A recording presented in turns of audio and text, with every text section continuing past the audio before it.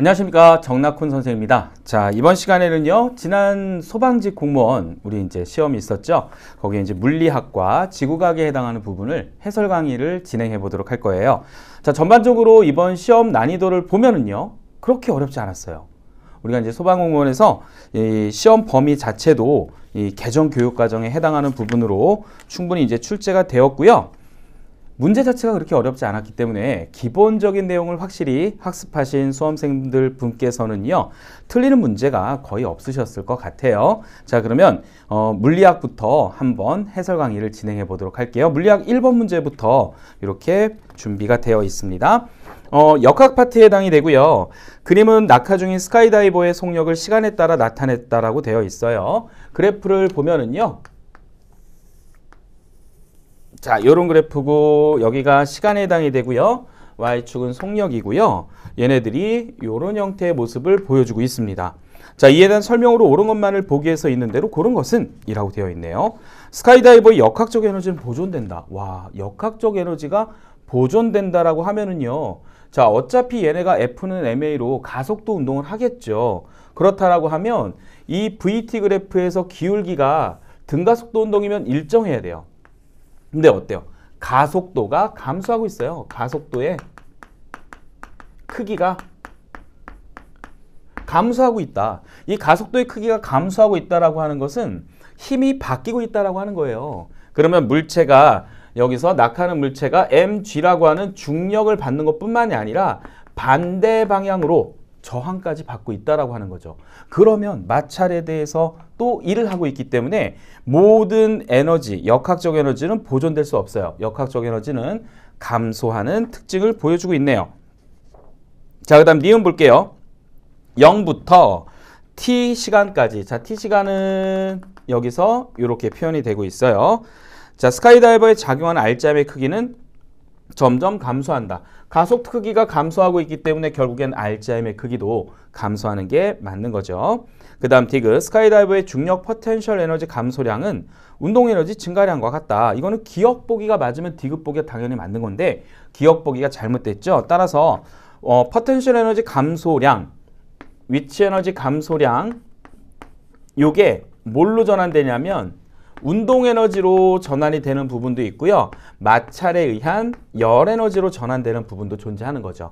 그렇기 때문에 이 위치 에너지 감소량이 운동 에너지 전체 증가량하고 같을 수는 없어집니다.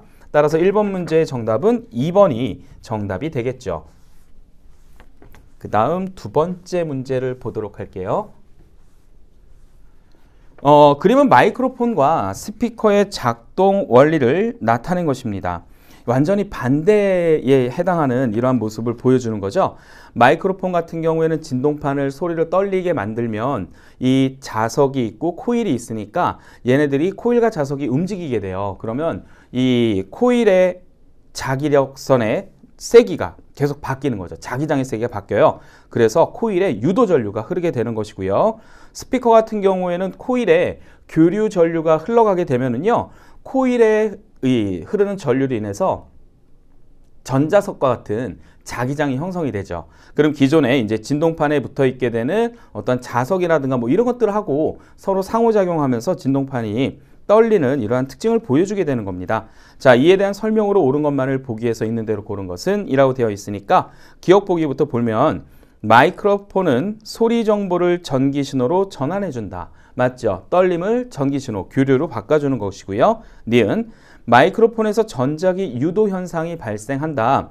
이 마이크로폰 같은 경우에는 코일에, 그쵸? 코일에 뭐가 자기장이 바뀌기 때문에 코일에는 전자기 유도가 발생되는 것 맞고요. 그 다음 디귿, 스피커에서 역학적 에너지가 전기 에너지로 전환된다. 이건 아니고요. 전기 에너지가 떨림으로 바뀌니까 전기 에너지가 역학적 에너지로 바뀌게 되는 것이겠죠. 그래서 정답은 몇 번? 2번이 정답이 되는 것이고요. 자, 그 다음 3번 문제를 보도록 할게요. 또다시 이제 역학에 해당하는 문제가 등장을 했습니다. 정지해 있던 질량이 2kg인 물체의 수평 방향으로 작용한 힘을 시간에 따라 나타냈어요. 그래프를 보니까 자, 이 형태에서 X축은 시간이에요. 초고요. Y축은 힘이에요. 뉴턴 단위로 되어 있고요. 여기서 힘이 계속 증가하는 모습을 보여주고 있습니다. 짠, 증가해서 이렇게 표시를 해놨어요. 4초가 될 때 0뉴턴에서 6뉴턴까지 힘이 이렇게 증가되는 모습을 볼 수가 있습니다. 그런데 여기서 물어보는 거는 4초일 때 운동 에너지는 몇 줄인가 라고 물어봤어요. 모든 마찰과 공기저항 무시한대요. 그러면 여기에서 이 그래프에서 X축과 이루는 이 면적이 뭘 뜻할까요? 야, 이거 정지했던 게 이렇게 됐기 때문에 델타 P에 해당이 되죠. 운동량의 변화량과 같아요. 그러면 얘는 어떻게 계산할 수 있느냐? 힘이 작용한 시간, 이 면적에 해당이 되는 부분이죠. 자, 그렇다라고 하면 우리가 이 운동 에너지라고 하는 것은 2분의 1 mv 제곱인데 이거를 우리가 이 운동량을 갖고 어떻게 표시를 할 수 있게 되냐면은요. 2m 분의 운동량 제곱으로 표시를 할 수가 있어요. 운동량이 mv잖아요. 그렇죠? m제곱 v제곱을 2m으로 나누면 2분의 1 mv제곱이 되죠. 이렇게 이제 계산하면 이 공식이 가장 수월한 공식이 되는 거예요. 그렇다라고 하면 여기에서 운동량의 변화량 같은 경우에는 이 삼각형의 면적이 되기 때문에 델타 P는 2분의 6 곱하기 4가 됩니다. 그러면 얼마가 됩니까? 2분의 6 곱하기 4니까 6이 12 하면은 12, 이 숫자가 나오게 되는 거죠. 그쵸? 운동량은 뭐예요? 미터 퍼 세크. 맞아요? 미터 퍼 세크가 아니라 킬로그램 미터 퍼 세크죠? 킬로그램 미터 퍼 세크가 돼요. 그러니까 요거를 어떻게 줘요? 요 값을 제곱을 하고 2m으로 나눠주면 되는 거죠. 그럼 볼게요. 12의 제곱 나누기 2 곱하기 m이니까 질량 2kg을 했어요. 2 이렇게 나눠주면 요게 얼마가 되죠? 12 곱하기 12. 벌써 이 두 자릿수 구구단 하시는 분들은 다 하셨다고요? 2, 2, 4. 2, 1은 2. 1은 2, 1. 144가 되는 거죠. 144 나누기 얼마가 돼요? 4가 되는 거죠. 그러면 4, 32, 4, 6, 24. 이렇게 해서 이제 우리가 운동 에너지를 구할 수 있게 되는 부분이 나오는 거죠. 또는 이거 말고 이렇게 해주셔도 돼요. 어차피 운동량이라고 하는 게 질량 곱하기 mv로 이렇게 계산이 되는 거니까 이 운동량 자체가 12가 나왔어요. 그럼 질량이 2죠. 그러면 V는 얼마가 돼요? 따라서 V는 6m/s가 되는 거죠. 6m/s. 그러면 운동 에너지 공식에 넣어도 돼요. 2분의 1 곱하기 질량 2 곱하기 6의 제곱. 짠 가니까 얼마? 36. 이렇게 해서 풀어줘도 무방한 그러한 문제입니다. 똑같아요. 식 자체는요. 그래서 이 3번 문제의 정답은 4번이 정답이 되는 것이다 라는 거 우리가 알 수가 있고요. 자, 빨리 지워보고 4번 문제를 한번 풀어보도록 하죠. 자, 4번 문제는 다음은 금속판에 빛을 비췄을 때 금속의 광전자가 방출되는 현상을 나타냈습니다. 광전 효과네요. 4번 문항은 광전 효과. 어떠한 문턱 진동수에 해당하는 빛을 비춰주면은 금속 표면에 전자가 튀어나와요. 광전 효과가 일어나게 되는 거죠. 자, 그 다음에 얘네들이 지니는 그러한 에너지는요. H 곱하기 F로 나타낼 수가 있어요. 그리고 얘네들이 지니게 되는 최대 운동 에너지 EK 맥스 값은요. 얘네들 비춰준 빛의 에너지 마이너스 뭐가 되는 거예요? H 곱하기 F0. F0는 문턱 진동수. 요 값이 이제 이 광전자가 지니는 최대 운동 에너지가 될 수 있는 것이죠. 자, 그러면 이때 방출된 광전자의 최대 운동 에너지에 영향을 미치는 변수로 옳은 것만을 보기 위해서 있는 대로 고른 것은 이라고 되어 있습니다. 빛의 진동수. 진동수가 커지면 에너지가 커집니다. 어차피 문턱 진동수는 요거는 고정된 요소죠. 금속마다 다른 값이에요. 그러면 공급한 에너지가 많으면 최대 운동 에너지가 많을 수가 있게 되는 거죠. 그 다음 니은 빛의 세기. 빛의 세기는요. 광자의 개수예요. 그래서 빛의 세기는 광전자의 개수가 변화가 있게 되는 거지 이거를 갖고 운동 에너지가 바뀌는 것은 아니에요. 그 다음 디귿. 금속판의 종류는요. 얘를 고정시켰을 때 이 F0 값이 작은 걸 해주면 최대 운동 에너지가 커져요. F0 값이 문턱 진동수가 큰 금속을 사용하게 되면 최대 운동 에너지는 감소하게 되는 거죠. 그렇기 때문에 이 4번 문제는요. 기억 디귿 보기가 정답이 되는 것이죠. 자, 그 다음 5번 문제를 보도록 하겠습니다. 자, 5번 문항은 핵 분열하고 핵 융합이네요. 핵 반응이네요. 자, 이 핵 반응에서 중요한 거는 뭐예요? 첫 번째, 질량수 보존. 그 다음 두 번째, 전하량 보존이죠. 중요한 건 요거예요. 질량수가 보존되죠. 질량이 보존되는 건 아니에요. 핵 반응이 일어나게 되면 질량은 결손이 일어나게 된다라고 하는 겁니다. 자, 옳은 거를 고르래요. 핵 융합의 원료는 주로 우라늄이 사용이 된다. 와, 우라늄 원자번호 92번이에요. 너무 커요. 얘네들 같은 경우에는 기본적으로 핵 분열에 사용이 되는 거죠.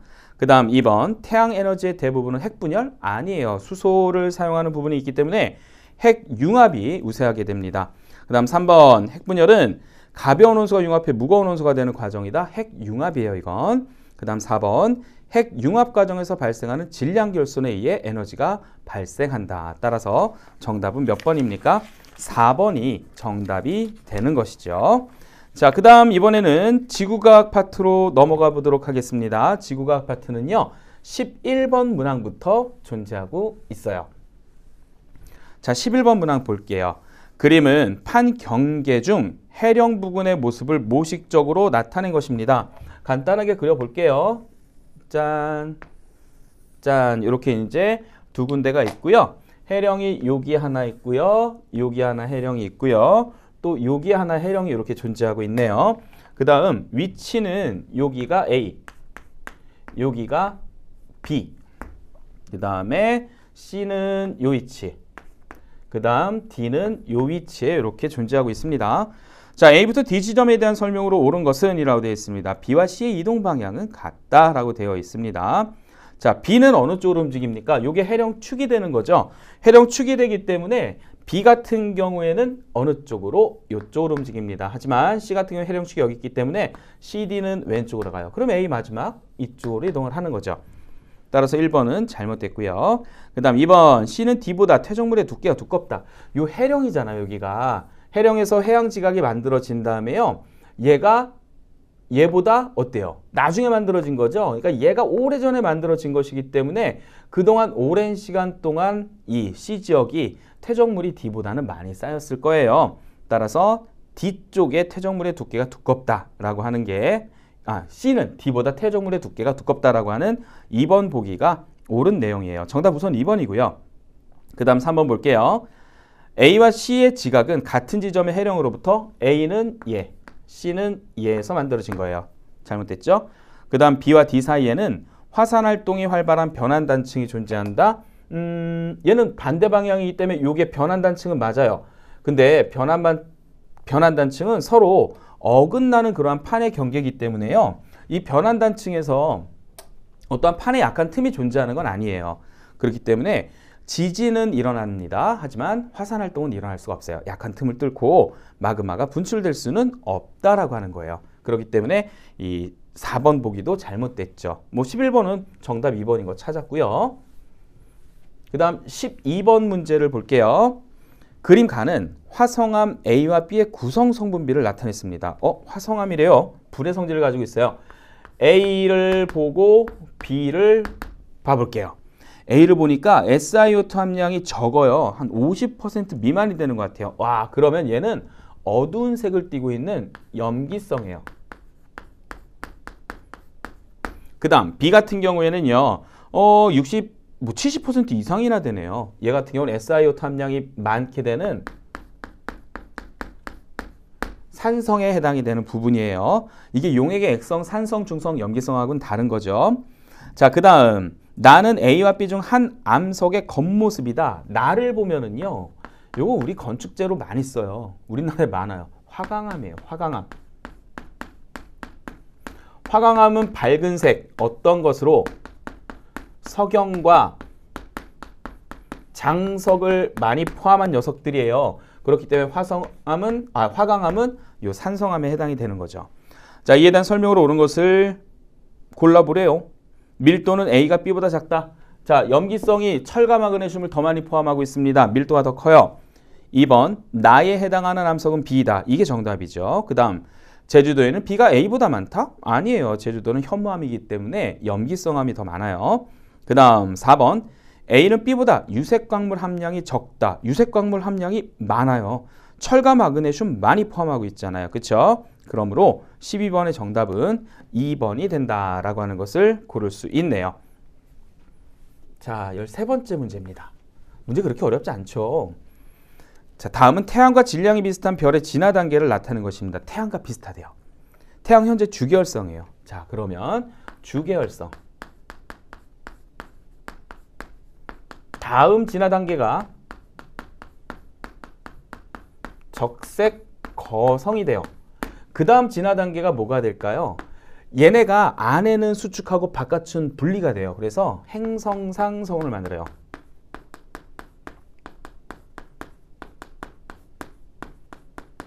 자, 그 다음에 바깥으로 빠져나간 거 말고 안쪽에 존재했던 것들이 계속 중력 수축을 하면서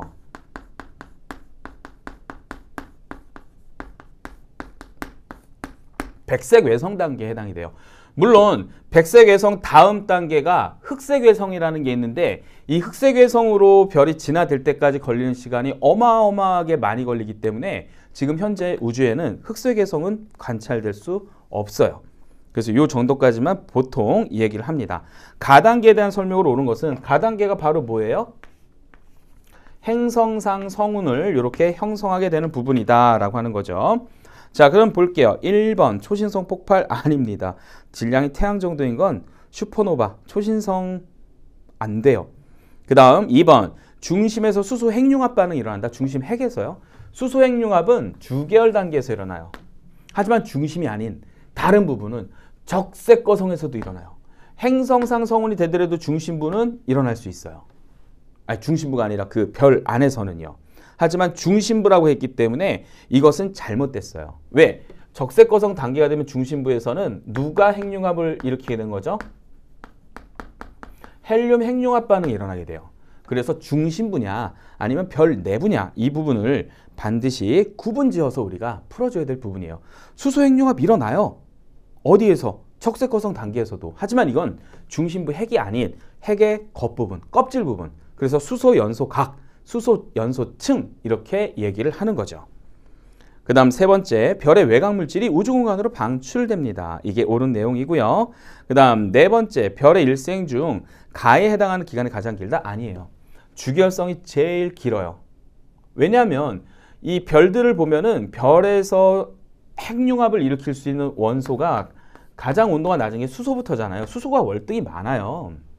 그렇기 때문에 이 주계열성이라는 말 자체도 어떻게 나오는 거냐면 영어로 얘기하면 메인 시퀀스예요. 메인 시퀀스. 주계열이라는 뜻이죠. 별들을 관찰하다 보니까 별들의 물리량을 알아냈고 그러한 별들의 물리량을 통해서 우리가 HR도라는 것의 상에다가 헤르츠 스프라우 러셀이 HR도라는 걸 만들어놨죠. X축을 색지수로 놓고 Y축을 뭐 광도 이렇게 놨어요. 그랬더니 대부분의 별들이 어느 쪽에서 이 위에서 이쪽으로 이러한 형태로 대부분 이 별들이 여기에 포함이 되더라라는 거예요. 그래서 메인 시퀀스라는 말을 쓴 거예요. 그리고 얘네들을 분석해 보니까 결국에는 내부에서 수소 핵융합이 일어나고 있는 그런 별의 단계들이 요 위치에 모여 있다라고 하는 거죠. 그래서 걔네들 주계열성이라고 하고 역으로 우리는 주계열성의 물리적인 특징 같은 것들을 학습을 했던 부분이에요. 따라서 별의 일생 중 가장 긴 시기는 주계열 단계가 가장 길어요. 왜? 수소가 제일 많아서 사용할 수 있는 연료가 제일 풍부하기 때문인 거죠. 아시겠죠? 네, 별의 일생의 90%가 주계열 단계에 머물러요. 그 얘기는 관찰되는 별의 90%가 주계열성에 해당된다는 말과 바로 연결이 되는 부분입니다. 자, 그래서 13번 문제의 정답은 3번이고요. 14번 문제를 보도록 하겠습니다. 14번. 위성 영상이 나왔네요. 우리나라 시간으로 새벽 3시래요. 와, 새벽 3시. 새벽 3시기 때문에 가시광선이 있어요, 없어요? 없어요. 깜깜해요. 그러니까 여기에서 이거를 알 수 있는 것은 적외 영상이에요. 적영상은 상층에 존재하는 구름이 적외선 방출량이 적긴 하지만 이것을 밝게 처리를 한 그러한 영상 신호입니다. 자, 그리고 또 한반도 주변에 형성되어 있는 장마전선을 기상위성으로 촬영을 했대요. 자, 한반도 그려봤고요. 그 다음에 장마전선이 어디 있어요? 자, 여기서 이쪽 방향으로 장마전선이 이렇게 표현되어 있어서 밝게 하얗게 보이고 있어요. 그리고 여기서 보면은 요 위쪽에 해당되는 부분을 A라고 했고요. 아래쪽에 해당하는 부분을 B라고 이렇게 표현을 했습니다. 이에 대한 설명으로 옳은 걸 고르래요. 자, 그러면 여기서 첫 번째 문제를 볼게요. 전선면의 높이는 B에서 A로 갈수록 높아진다 라고 얘기를 했습니다. B에서 A로 갈수록 높아진다. 맞을까요? 맞아요. 여긴 오호츠크의 기단이죠. 여긴 북태평양 기단이에요. 여기는 상대적으로 차갑고요. 여긴 따뜻해요. 짠! 잘라볼까요? A랑 B를요. 그럼 어떻게 돼 있어요? 여기가 A쪽, 여기가 B쪽이에요. 북태평양 기단이 차갑기 때문에 이 형태로 존재하고요. 구름은 어디에 형성이 되는 거예요? 이쪽 부분에 구름이 형성되어 있는 거죠. 그럼 현재 여기에서 전선은 어느 쪽에 형성이 되어 있을까요? 맞아요. 이쪽, B쪽, 어이구, 이쪽에 전선이 형성되어 있어요. 따뜻한 게 올라가는, 차가운 게 내려오는 정체전선이 여기에 형성이 되어 있는 것이죠. 자, 그래서 우선 정답은 1번이에요. 그 다음 2번, 위 영상은 가시광선 안 보여요. 새벽 3시인데 어떻게 햇빛이 있어요. 안 보입니다. 그 다음 세 번째, 장마전선이 한반도를 통과하면 따뜻한 기단인 북태평양 기단의 영향을 받는 거죠. 우리나라의 기온은 높아지게 됩니다. 그리고 네 번째, 장마전선은 주로 오호츠크의 기단과 시베리아 기단의 영향으로 아니에요. 어떤 기단? 북태평양 기단의 영향으로 만들어지게 되는 것이죠. 따라서 14번의 정답은 몇 번이에요? 네, 1번이 정답이 되는 거죠. 그 다음 15번 문제 마지막이네요. 자, 15번 문제 어떤 건지 보죠.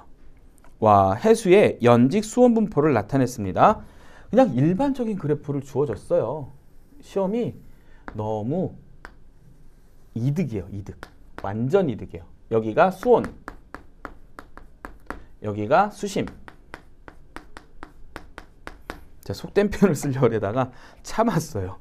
자, 이렇게 갔다가 이렇게 되는 거죠. 그렇죠? 그래서 이렇게 수온이 일정한 층, 낮아지는 층 이렇게 해서 나눠봤습니다. 여기가 A 구간이고요.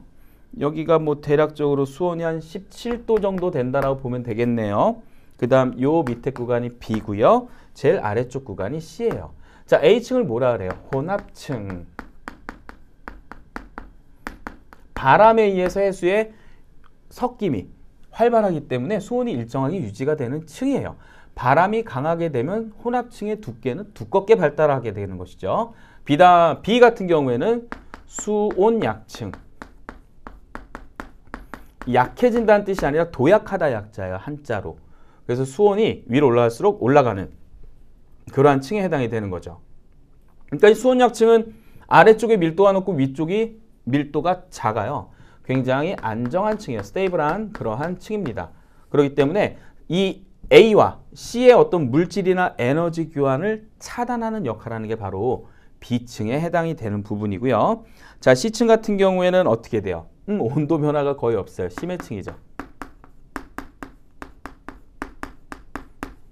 자, 그런데 제가 말씀드린 것 중에서 이 혼합층이라고 하는 것이 누구에 의해서 바람의 세기가 강하면 강하게 이제 불게 되면 두꺼워진다라고 말씀드렸는데 이거를 엘니뇨 라니냐랑 연결 지으면 안 돼요.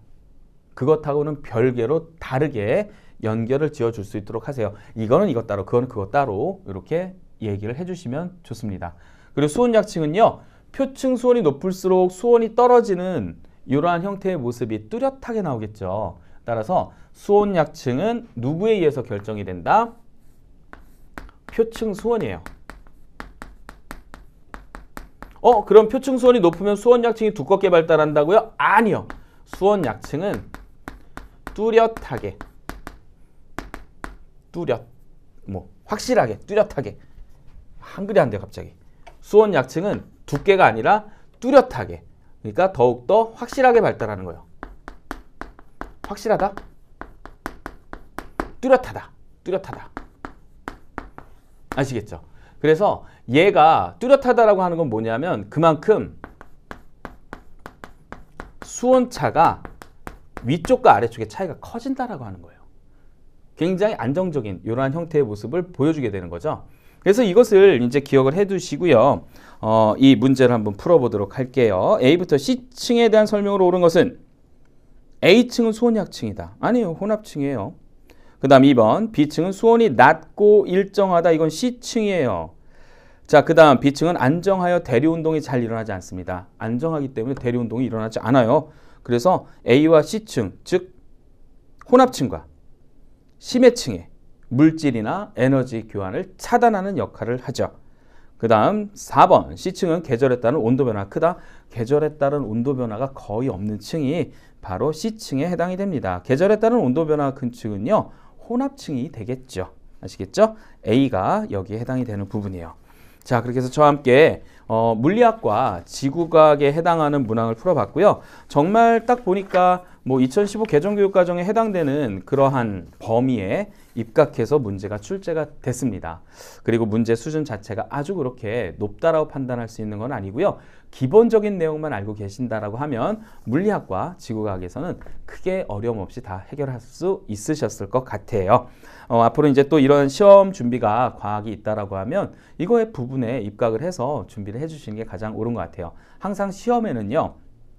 어쩌다 나올 수 있는 지엽적인 내용보다는 출제 빈도가 높은 것부터 정복해 나가는 게 가장 효과적인 학습 방법이다라는 것을 기억해 주시면 좋을 것 같습니다. 자, 저는 문제풀이 여기서 마무리하도록 할게요. 그러면 수험생 여러분들 꼭 합격하시기를 기원하겠습니다. 저는 정낙훈 선생님이었습니다. 수고하셨습니다.